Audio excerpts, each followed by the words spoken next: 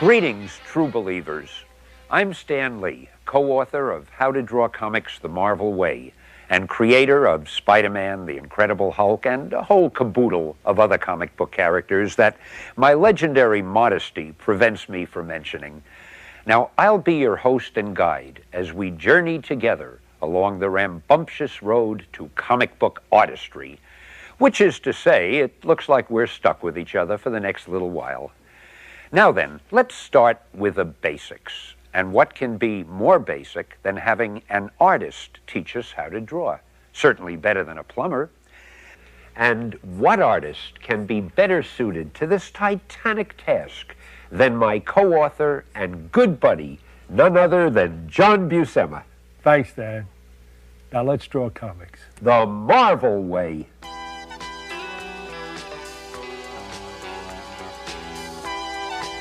First thing you'll need is a drawing surface. It can be a table like this one, or even a flat board you can place on your lap.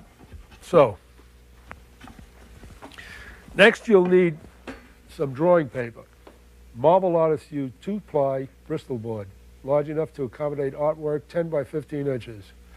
You'll also need push pins to keep your paper from slipping off the board. Thumbtacks work, so will tape. Of course, you'll need a pencil.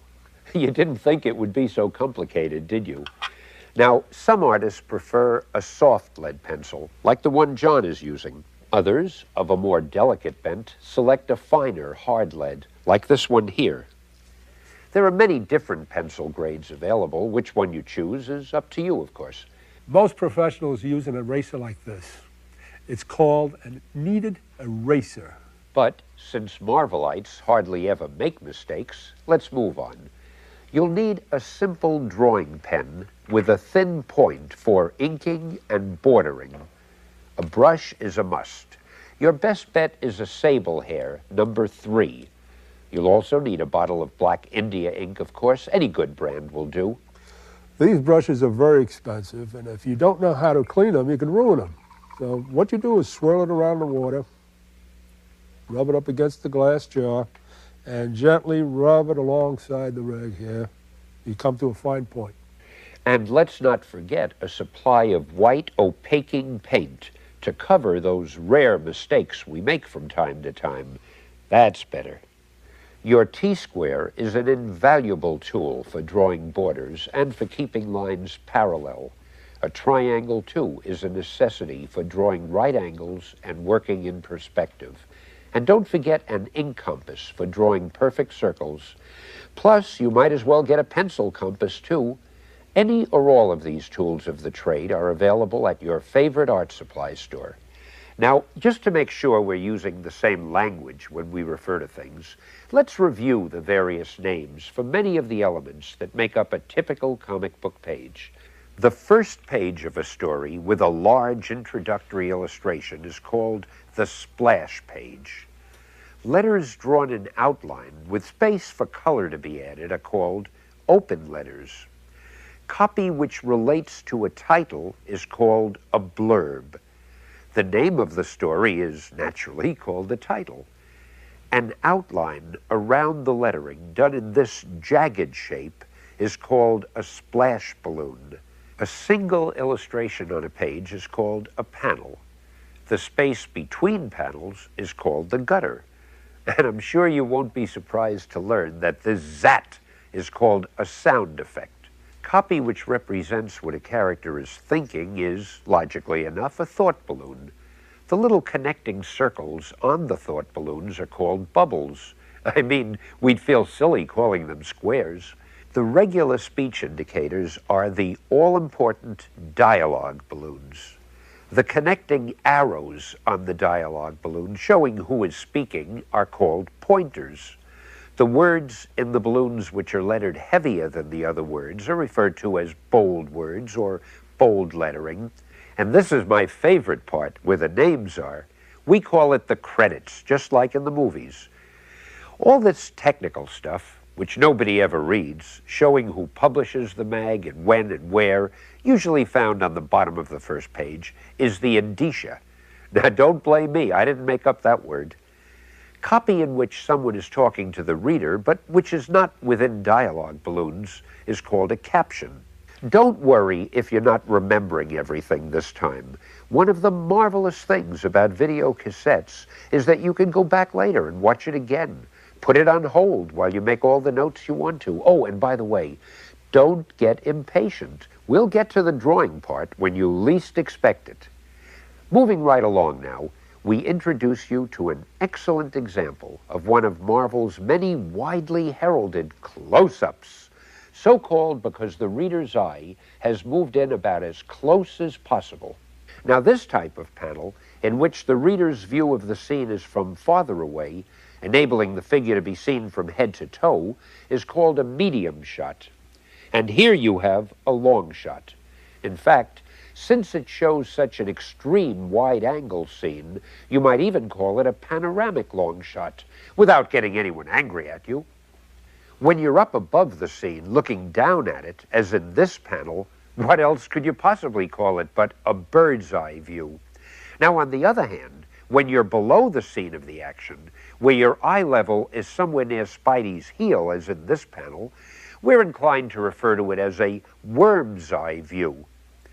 A drawing in which the details are obscured by solid black or any other single tone or color is called a silhouette. And now that we agree upon the tools and the language, let's get on to the heavy stuff. Let's start drawing.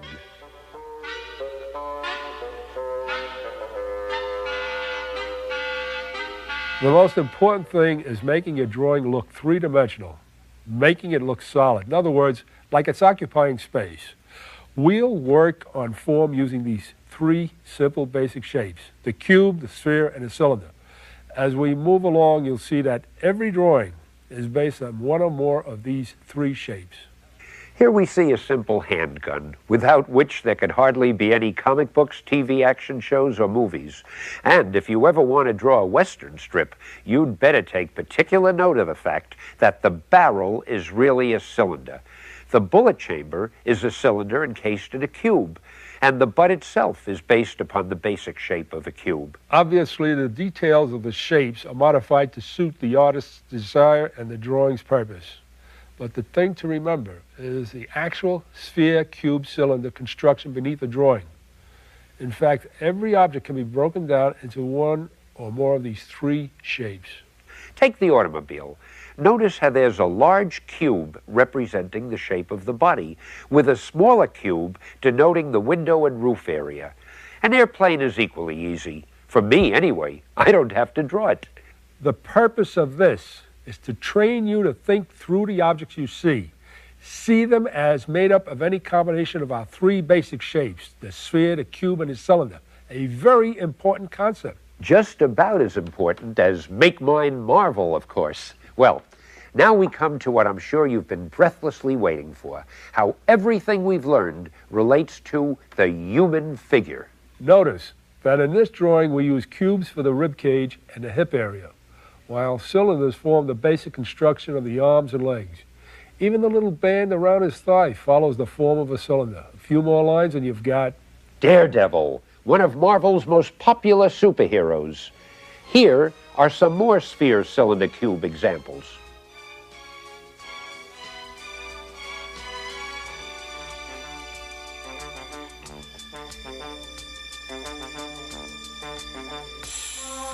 Do you notice how those shaded drawings look solid?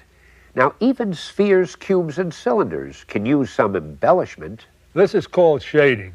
Gives an object a sense of solidity. Proper shading reinforces the feeling of dimension.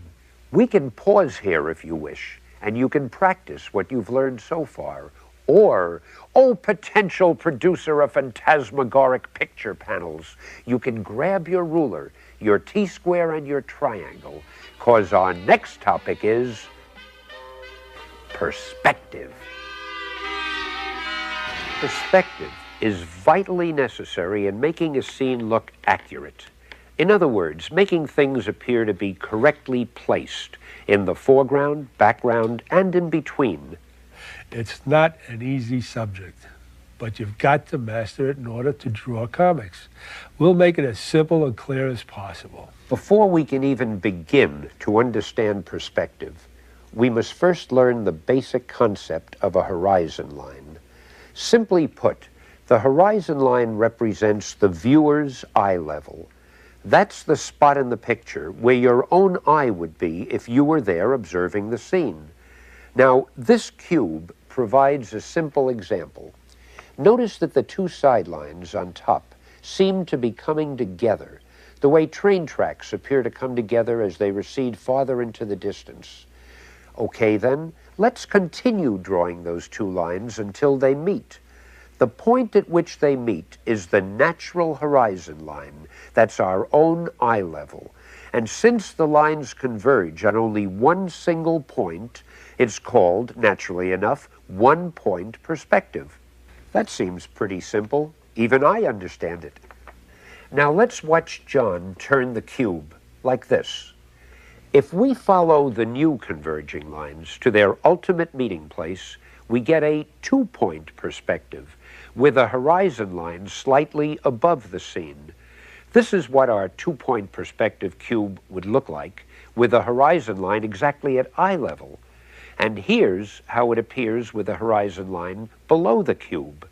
Of course, you'll seldom use one simple cube for your perspective. So let's see how these principles apply to the kind of scenes you might be drawing. In this drawing, despite the size of the scene and the number of the buildings, you can see how everything converges toward one point. Therefore, it's a one-point perspective. You can probably guess what we're about to tell you. The perspective lines are converging to two different points, but along the same horizon line. Thus, a two-point perspective. Well, it had to happen. An example of three-point perspective. The point at which the converging lines come together and finally meet is called the vanishing point.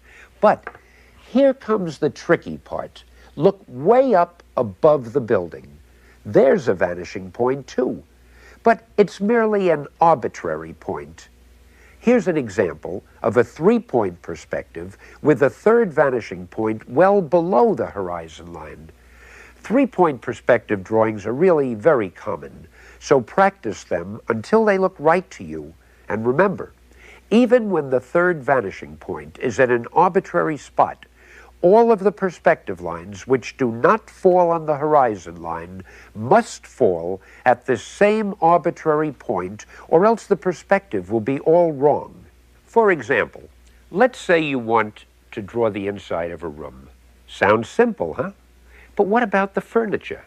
It's got to look natural, like it belongs, not like it's just floating. That's what perspective is all about. Notice that the vanishing points are at eye level in order to have correct perspective. No matter where the viewer's eye level may be, everything falls into place. You might want to put the tape on pause and see if you can copy this next example. Notice the way the chair is angled differently than the other pieces of furniture in the room. It gives us a third, a fourth vanishing point on the same horizon line. Now, try not to get impatient. I know it seems complicated, but it'll all make sense as we go on, we hope.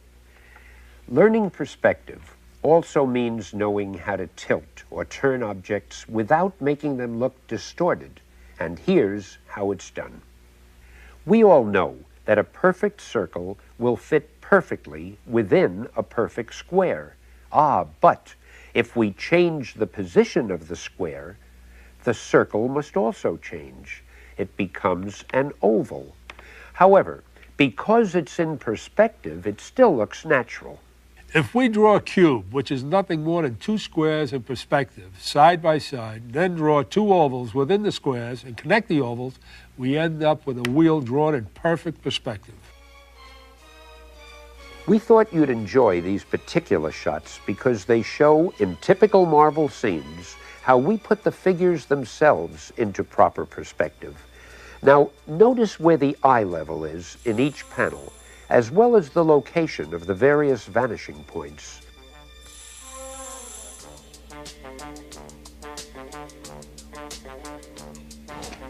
Now, there might be something more important than figure drawing in comic book artwork, but we sure don't know what it is.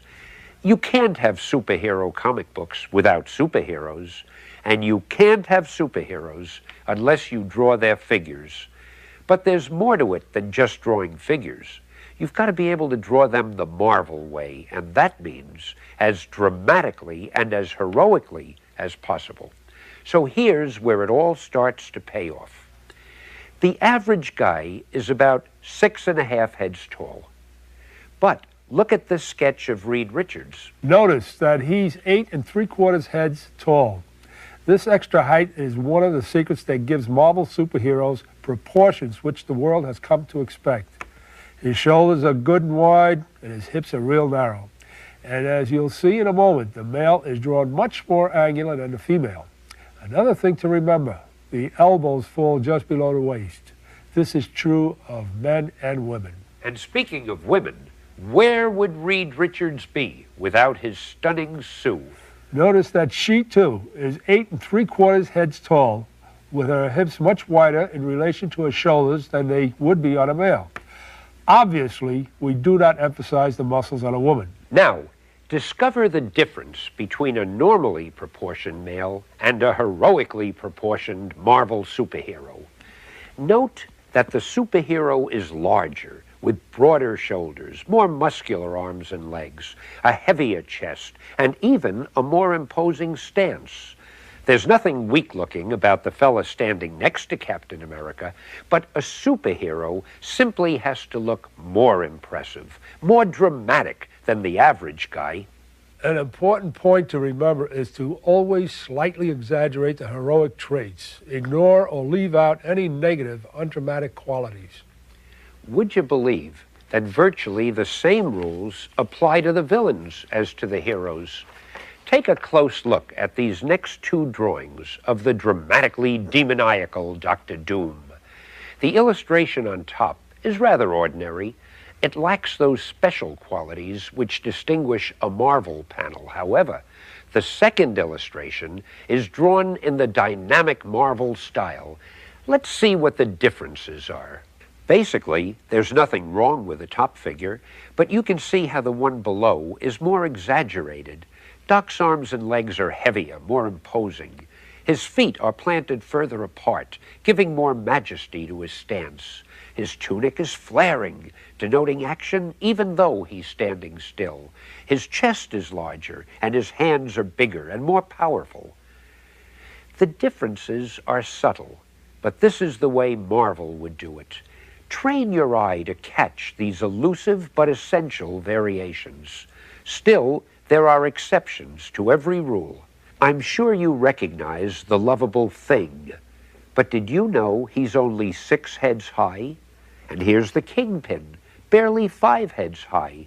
You see, the trick is to make him look squat without making him look like a panty waist.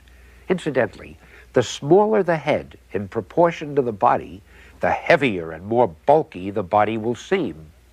And now that we've studied the figure, here's what you've all been waiting for.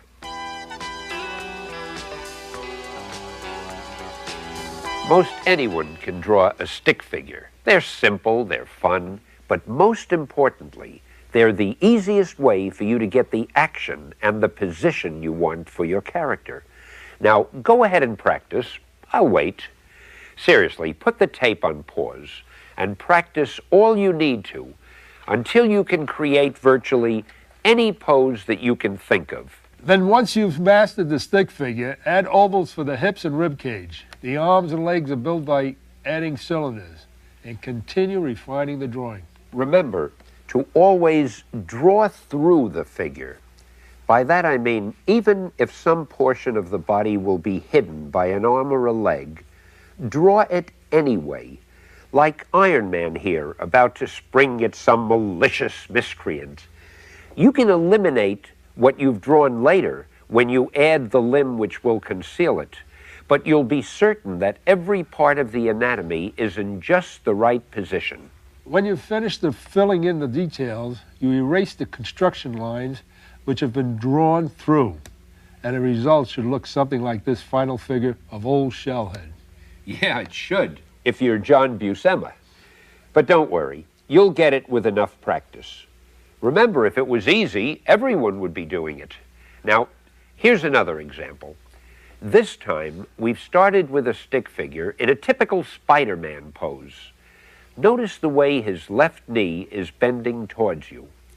That's called foreshortening, and it's done a lot in comic book artwork, although we'll get to more about that later.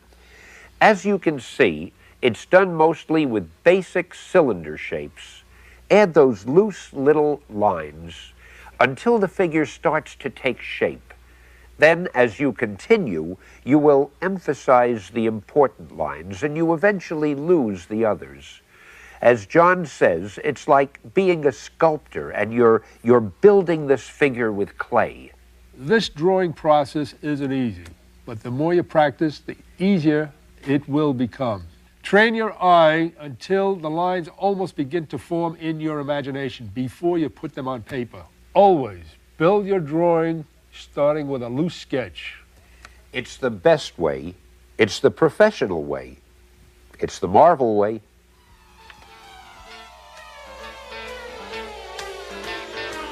Action. It's a Marvel specialty, a Marvel trademark. Now sharpen your pencil, Pilgrim, because here's where we separate the men from the boys. Here's a series of poses depicting several different stages in the action of throwing a punch. I want you to notice how the first drawing and the last seem to have the most impact. These are the shots a Marvel artist would use. Try drawing a series of stick figures performing some action, like running or throwing a ball. Depict as many different stages of that action as possible. Familiarize yourself with the moving body. Use as many lines as you need. Don't try to do a finished drawing. Just loosen up. Try to feel the action. Well, don't just sit there, true believers. Go ahead. We'll wait for you. Hey, I didn't say we'd wait all day. All right. Compare your practice figures with these. Now, note how the action has been caught in a few simple lines. That's what you want to learn to do. Exaggerate your action, keeping your figure loose, supple, always in motion. The center line drawn through the figure from top to bottom is always drawn first. It gives you the curve or the swing that you want your figure to have. Always remember, every pose has a certain rhythm to it. With one simple center line, you can determine that rhythm and then start building your entire figure around it. Now let's study some figures in motion to see which ones we like and which we don't. And why? Both of these figures are rough sketches of someone running, but notice how much more dramatically this figure is moving. Why? Because his center line has more swing, impelling him forward with force and urgency. Now the same is true here. Both figures depict a reaction to a punch in the jaw. This figure is perfectly clear, but it simply isn't done in the Marvel style. It lacks the movement and the sharply curved center line of the other one. Notice how this figure is looser. The legs are bent and thrusting backwards as the arms jut forward. Notice how the head follows the center line, completing a graceful, fluid curve. Now that's the Marvel way, and the same rules apply to figures which are just standing. In these examples, the smaller figures are okay, but just okay. They're not particularly dramatic, they're not overly heroic, and most importantly, they're not very interesting. But the larger figures, showing the same poses, are much more dramatic and heroic. Consequently, they're more interesting. Here are some more examples. The variations may not seem to be major, and yet, as simple a device as thrusting the head farther forward or spreading the legs farther apart can make all the difference. They're simple, loose, free and easy, and although each was done with just a few sketchy lines, they're all Marvel-style drawings. Well, I know you're anxious to start drawing a complete figure now, so let's get to it. John has reduced the process to 5 steps. He's begun step 1 with a basic center line to determine the pose and the action curve. Moving quickly to step 2, he's constructing the sketch using the spheres, cubes, and cylinders we studied earlier. This is basic, but it's very essential. It's how the marvel artists do it. Step 3 is to draw through the figure, doodling and adding the basic details you'll need. Keep your pencil strokes loose, light, and graceful. If a line isn't right, don't worry. Just go over it lightly until it begins to assume the proper form. And don't be afraid to have more lines than you'll want in the finished product at this point. Remember, we're still building. Okay, once you've got the doodling lines in for all the basic details, study all the little sketch lines and now select the ones that you like the most. Go over those lines again, bearing down harder on the pencil. Take your eraser and clean up the unwanted lines. At this point, your drawing should be beginning to take shape. Remember how we added black tones, shading to our cubes, spheres, and cylinders earlier on? Notice how John gives the figure form and substance by the use of that same shading technique. And don't worry if your first figure doesn't come out looking quite this polished. If you're not satisfied, go back and start over. Be patient. Why, it might take as long as 2 or 3 days before you're as good as Big John.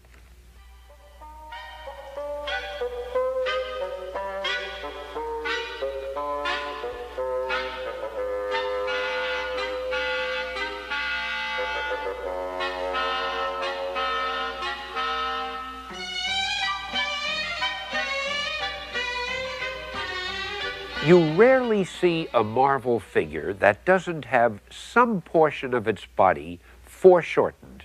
There is usually some part of the body that's tilted toward you or bent back away from you or angled in some other manner.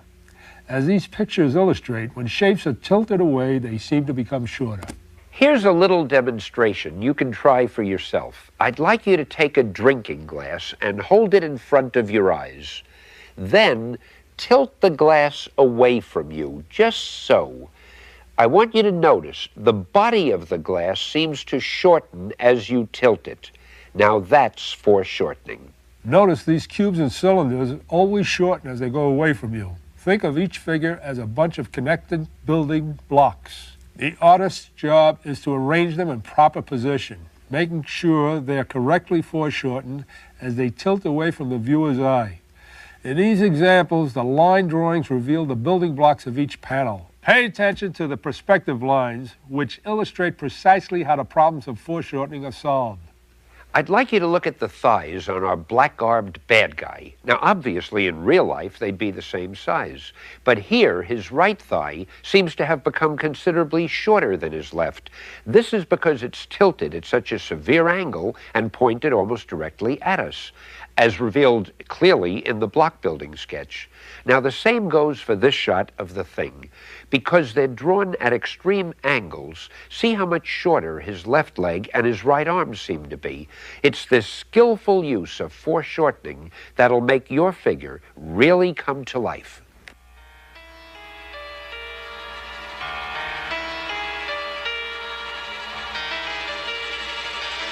And now it's time to draw the human head, or even the inhuman head. Most everyone can draw heads and faces of some sort, but now we're going to find out how to do them right, the Marvel way. Profile first. It should generally fit into a square with just the nose and part of the chin protruding. The eyes usually come midway in the skull, between the top of the dome and the bottom of the chin. Now, dividing the skull into 4 even quarters from top to bottom, the nose will usually be in the second quarter, up from the chin, with the ears falling at about the same level. Now the front view. Notice the head isn't a perfect oval because the jaw has a slope, which makes the bottom of the skull considerably narrower than the top. Look at these heads from different angles. Once you're familiar with the construction, you'll be able to draw the head in any imaginable position. Let's begin with some basic tips. Heads are generally 5 eyes wide, with 1 eye distance between the 2 eyes. To determine the width of the mouth, draw lines from the bridge of the nose touching the outside of the nostrils, and where they cross the mouth line, that is the width of the mouth. Then, draw 2 more lines starting underneath the nose. They should run through the lower lip, right where it starts to turn up, and where those lines touch the bottom of the head, eureka! That's the width of the chin. At this stage, keep your heads simple. No extra lines in the forehead or around the nose and chin. Keep the nose small and the chin strong and firm. Don't let the hair just lie there. Give it body, thickness. Keep the mouth simple. Notice the curve of the upper lip, and just a small, simple line for the lower lip. As you can see, there are many different types of good-looking males, be they human, amphibian, or whatever. Practice the basic rules. There are, of course, lots of variations, but if you stick to the principles, you'll be able to make any character heroic-looking, no matter what his origin or facial expression. Drawing the good guys is somewhat formularized, but the bad guys, hey, that's a different story. Here's where you can let your imagination run wild. As you know, your average vile and vicious villain comes in all sizes and categories. So, when creating the head, you can use any shape that grabs you, square, round, wide, whatever. But just make sure that his look complements his personality. And speaking of personalities, let's turn our attention to the beautiful but difficult to draw Marvel women. Fortunately, John is almost without peer when it comes to portraying sensuous femme fatales, and here's proof. Remember the 5 basic steps, beginning with a profile. First, the head is drawn within an imaginary square. Then locate the eyes halfway down the face like this. Now you have a benchmark for the eye and the nose. Note how the nose tilts out and up from the skull, and it's rather short. Using a soft, curved line, place the cheek from the ear to the front of the skull, halfway between the bottom of the nose and the bottom of the chin. Notice also how John places the mouth well forward from the skull. Notice, too, that the lower lip is fuller than the upper lip, while the upper lip juts out farther forward. Also, see the angle line showing the relationship between the lips, the nose, and the chin. Now draw the lady's eyebrow, but not too low, and employ a graceful curve like this. Bring the chin forward and find the proper positioning of the nostril by drawing a straight line from the mouth to the eye line. I told you drawing the Marvel women is more difficult than drawing the male heroes, but stick with us because it does get easier. Keep the forehead rounded, never flat. Make the eyelashes a solid mass. Don't try and draw each little lash. And keep the lady's hair full and fluffy. I mean, after all, this is a Marvel woman you're drawing, pal. Now we'll show you how to draw a front view like this. First, start with a well-proportioned egg shape. Don't worry if it takes a few tries to get the shape right. Draw the usual eye line midway on the skull.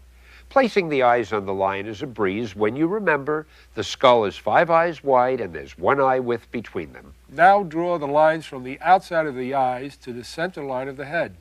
Here is where you make your cheek lines and indicate the area for the mouth. This is the home stretch, folks. About 1/3 of the way up from the top of the lip to the eye line, indicate the nose. Place graceful eyebrows well above the eyes and sketch the ears, preferably one on each side of the head. Sharpen your pencils, because here is where the real drawing begins. There's no shortcut for this. You've got to really draw the gal's nose. Following Johnny's exquisite example, always make certain that the nose is a little narrower than the width of 1 eye, and make sure that it tilts upward. Once the nose is done, you find the width of the mouth by drawing lines from the top of the nose past the nostrils. The upper and lower lip are positioned by continuing the cheek line through the mouth area. And all that remains is to add a gorgeous head of hair and erase your guidelines. Notice again that the eyelashes are a solid mass, and the eyes are slightly higher at the outside than they are at the inside corners. And there she is. It's not so hard if you remember that one little word, practice. Naturally, being able to draw a head is really only a part of it. The big thing is to animate it, to put interesting expressions on the face. These female heads were all constructed exactly like the one we just did. But notice how I can change the expression simply by making slight alterations in the mouth, the eyes, and the eyebrows. You can master it too if you follow these simple tips. Keep the female face simple. Use no extra expression lines on the forehead or around the mouth or nose. Study your own face in the mirror. Oh, hi there. Well, practice making different expressions and see what happens to your face when you do. Study those expressions. You know, most artists are their own best models. The nice thing about it, the only equipment you need is a mirror and, of course, a face. As far as expressions go, virtually the same rules apply both to male and female heads. So watch this segment repeatedly and apply the same principles to the various male characters you may wish to draw. It's fun to change the rules and be creative, but you have to master the rules first. Let's say a story calls for a sophisticated villainess. Well, make the jawline a bit more angular and give the eyebrows a more sinister arch. Also, raise the outside corners of the eyes and straighten the nose just a bit. See the difference? She's still great looking, but by varying the rules just slightly, we've made her different altogether. And look at those swingy earrings for sophistication. Jewelry, clothes, hairdos, and other accessories help create the proper mood. If you want to age her a bit, simply round out the jawline. Add a slight double chin, and with just one curved line under each eye, you can give the feeling of puffiness. Notice, too, that the earrings are smaller, also suggesting maturity. Let's review a couple of things to make sure you've got it down right. This is what the correct marvel eye should look like. Note the graceful curve of the eyebrow, and the eyelashes, as we mentioned, are a single soft mass. The eye itself tilts upwards just slightly. Whoever drew this eye was certainly not a graduate of the Marvel School. Individual eyelashes and eyes too long and narrow, they're definite no-nos. And if you let your eyes droop and draw eyebrows as a single curve, well, you're no Marvel artist. A proper Marvel nose tilted upward and with small nostrils. In contrast, this nose is tilted up too much and the nostrils are too big. This one has bumps. A Marvel nose is always one smooth line, and the tip should not dip. There is one word for how a mouth should look: pleasing. Bow lips are out this season, and every season at Marvel, and don't draw angular lips. There's no grace or softness to them. This is a Marvel mouth and chin. See how the upper lip is placed farther forward than the lower one. It's firm, but don't put the upper lip too far forward or make it too thin. And don't draw a weak chin. This chin arrives 10 minutes ahead of the rest of the head. And the lips are too thick, with the lower lip jutting too far forward. Everything in your picture must work in harmony to produce a whole. Otherwise, things such as eyes, noses, chins, and lips will draw attention to themselves at the expense of the rest of your drawing. Put it all together, and no matter what angle the head is in, the nose is always tilted up just slightly. The eyebrow has a fluid curve, and the lips are pleasingly full and soft. I know it takes work, but look at the results. Learn, practice, master the rules, and who knows? Maybe someday I'll be doing a video with you, and John will be out there taking notes. Could happen.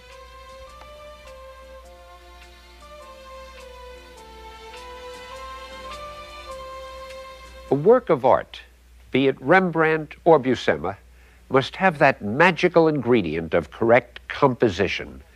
Call it a layout, call it design. It all adds up to one vital point. You've got to put your picture together so it's both pleasing to the eye and gets the message across clearly and interestingly. The simpler, the better. That's the first rule of Marvel composition. Make your designs exciting and powerful, but keep them easy to understand. Also notice how the important elements of this panel fall within the shaded area. Important elements are grouped together rather than scattered. The shaded area, or prime shapes, are sensed by the artist as he draws. Never draw the shape first. Never squeeze elements inside of it. The picture is sketched out with the shaded areas taking form in the artist's mind. Sometimes, after a picture is drawn, too many important elements fall outside the basic shaded area. Now, in such instances, the artist just changes his drawing until everything falls within a pleasant, unified mass. You want to train your eye to find the patterns, and you'll soon see that the most complicated picture will lend itself to similar analysis as soon as you look at it. The camera angle is another vitally important element of design. Like a movie director, you, the artist, must give the viewer's eye the best possible shot. Here we see Dr. Strange entering a room. It's a flat, unexciting camera angle, nothing dramatic or unusual about it, but by changing the camera angle, see how the scene has a sense of urgency, of impending drama. Now here's good old J. Jonah Jameson yelling at Peter Parker on the phone. It's okay, but in a word, blah. Now, look at the intensity of this angle. Poor Petey is really getting it now. And here's Dr. Doom, being his usual rotten self. It tells the story, but nothing more. New camera angle, new Dr. Doom. You see, it's more menacing, it's more compelling. In a word, we now have a better layout. Let's see camera angles the way any ordinary comic book company might do it, compared with the Marvel style. We'll use an Avengers story as an example. Here's how it would look in an average comic book. Here, a monster is breaking into Avengers headquarters. Next, a reaction shot of our three heroes. And here we see Cap, Iron Man, and the Vision rushing to do battle.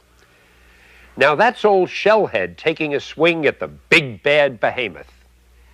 And here we see the monster about to do our hero irreparable bodily harm. Now, Cap and the Vision are pondering their next move. These panels are drawn okay. They tell the story, the characters are recognizable, but they're lacking in raw drama and sheer excitement. That's because most of the layouts are too vertical, too straight up and down, and the heroes are too stiff. They lack the power that Marvel Comics have. You know, we could go on forever, but it's easier just to compare and see how it's done the Marvel way. For example, look at this close-up of the monster breaking in. He looks like a monster. He's dangerous, menacing, super strong, and deadly. And the three heroes aren't standing around like a trio of simpletons. With Iron Man in front, there's a feeling of movement here due to the placement of the figures. There's more action than the simple looking straight on panel. See the action, the drama, the feeling of power generated by our heroes? There's no comparison to the other example's uninspired side shot. Iron Man slugging the monster the way a superhero should, like he means it. Here, he doesn't look like a ballet dancer, like in the other version. Are you starting to get the picture? Look here. You can almost feel the power as Iron Man struggles to break free. Finally, the two Avengers look much more graceful, and the tilt of their bodies gives the feeling of far more urgency and excitement. Now, without any comments from us, see if you can tell why the second version of the next examples are infinitely better than the first. Watch for interesting perspective shots and variety in the size of the figures, and less emphasis on putting everything in the center of the panels. And if you still can't tell the difference between the fair layouts and the good ones, keep studying. I mean, we don't want you to end up working for the competition.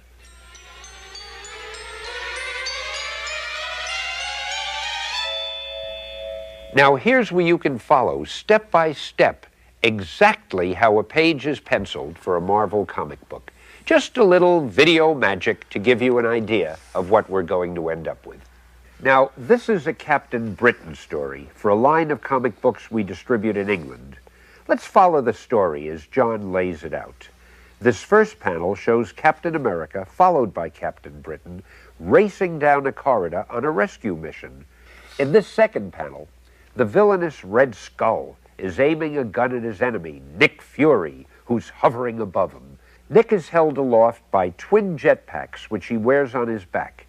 Fury reacts in surprise as he hears his name called by Captain America. Now, this panel is a shot of the Skull firing his gun point blank at poor old Nick. In panel 4, Nick drops to the floor as Cap rushes in to help him. Panel 5 is a very dramatic angle of the Skull sighting down the barrel of a gun. Here's where we wrap it up. Captain Britain, holding his unique armored staff, charges to the rescue. Here's another look at how we build a panel. Always think of what you're doing as a process. You are literally building pictures. You start with the basics and then adding to it until you've got it. No, we don't expect you to work this fast. Even Marvelous Johnny doesn't work this fast.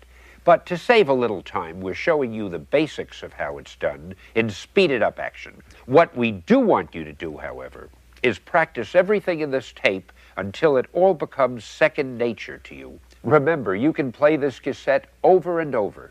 And if it wears out, you can buy another one. We won't mind a bit.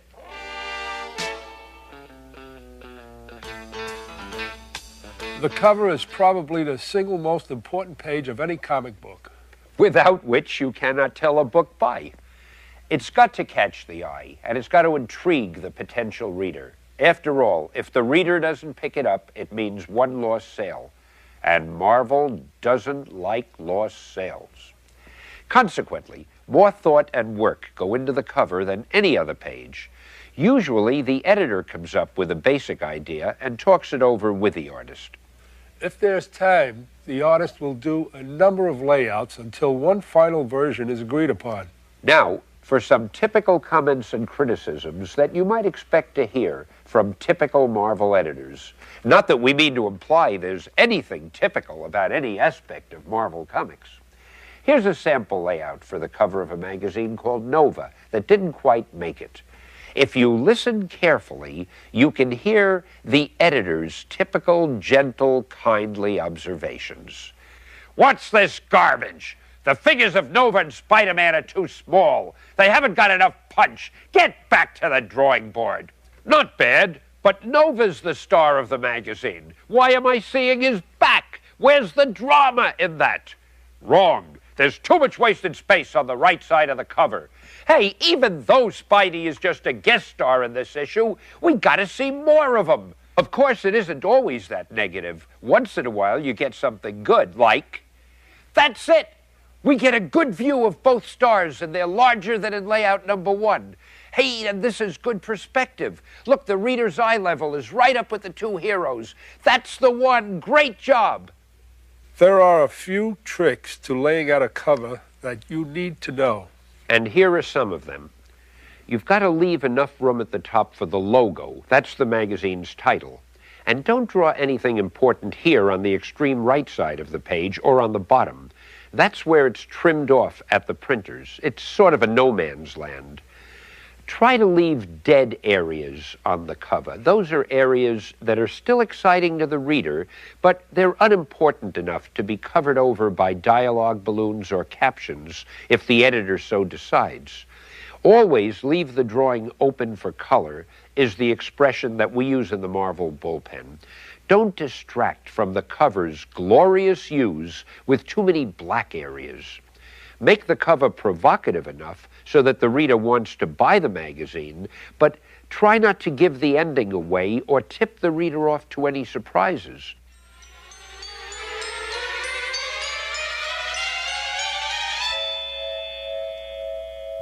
And now we're ready to put the final touch on a brilliant work. We're ready to learn the art of inking. Your illustrations may be works of art, but they can't be reproduced by the printer unless black India ink is applied to the original pencil drawing. That means that someone has to ink over the initial penciled artwork with either a drawing pen or a paintbrush, transforming each illustration into a carefully inked final product. However, an inker is not just a person who traces a pencil drawing. The inker must be an artist himself or herself. A gifted inker can make mediocre penciling look great, but a mediocre inker can also make great penciling look dull. Inking requires concentration. Therefore, you should make sure your posture is correct. Don't slouch over your drawing board. Sit up straight. Ruling lines with your brush is far more difficult than using a pen, but the results are usually worth it. Just hold the ruler at about a 45-degree angle and run your brush along it like this. By varying the pressure of your brush, you can make lines of any thickness. Lines ruled with a brush are not as stiff as those made with a pen. Actually, they tend to have more character. Become equally adept at both pen and brush. The brush requires more time to master, but if you use a pen exclusively, your finished drawings may seem stiff and lifeless. Now, these examples of brushwork are called feathering. Notice how some strokes go from thin to thick. They're all done with the same brush, merely by varying the pressure you use.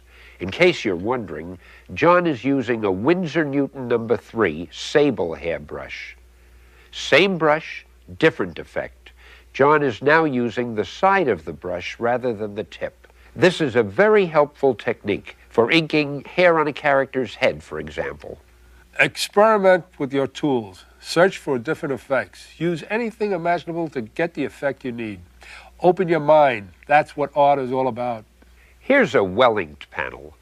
See how the lines vary in thickness? They're heavier on the underside of the bodies, away from the light. Now this gives solidity to the figures.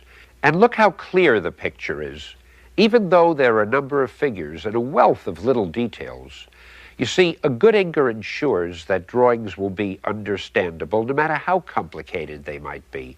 One way to achieve this is to use heavy blacks to make the figures stand out from the background. Now here's the same panel, but it's overworked. It's too dark and there are too many lines.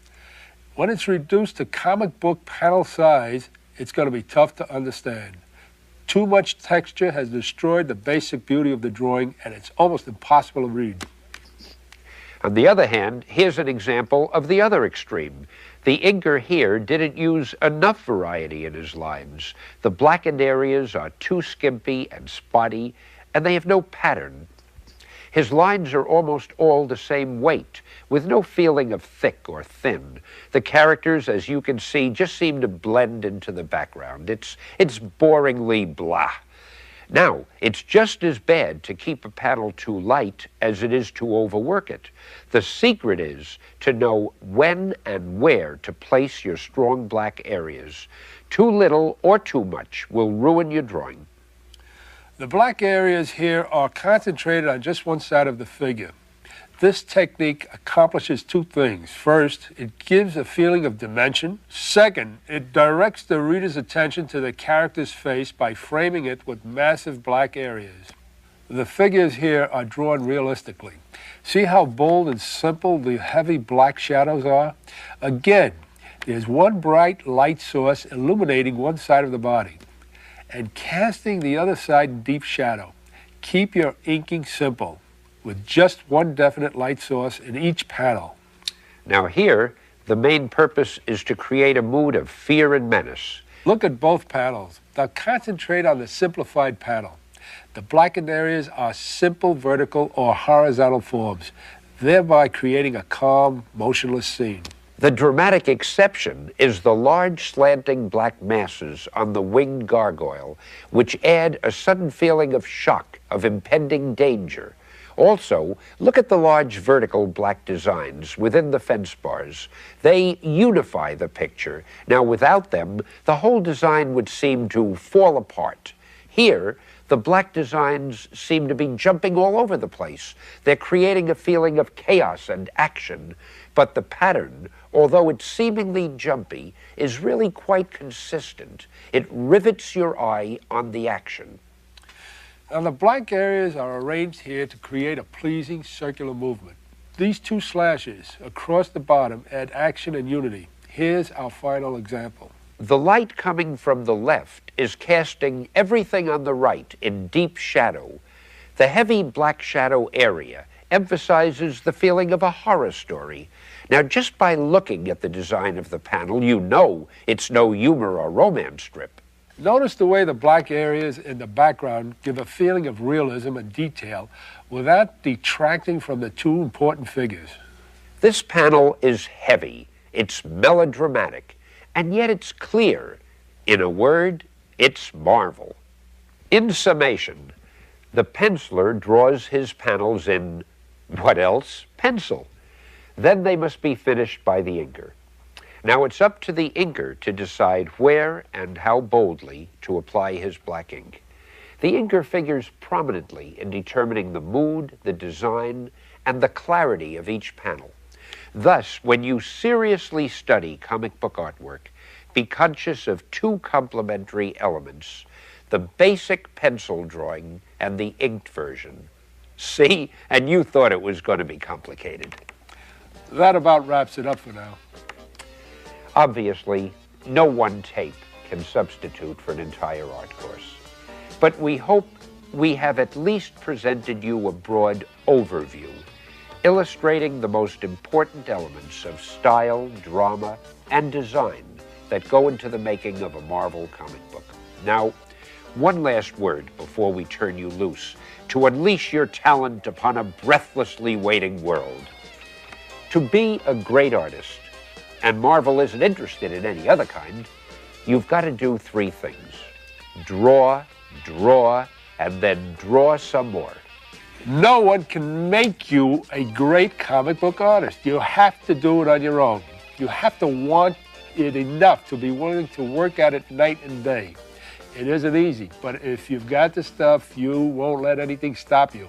And if one day you find yourself drawing for Marvel, then we're lucky. But even if we've simply helped illuminate an art form that we all enjoy, it was still worthwhile. So hang in there, hero, and take care of yourself. Remember, the best lies just ahead.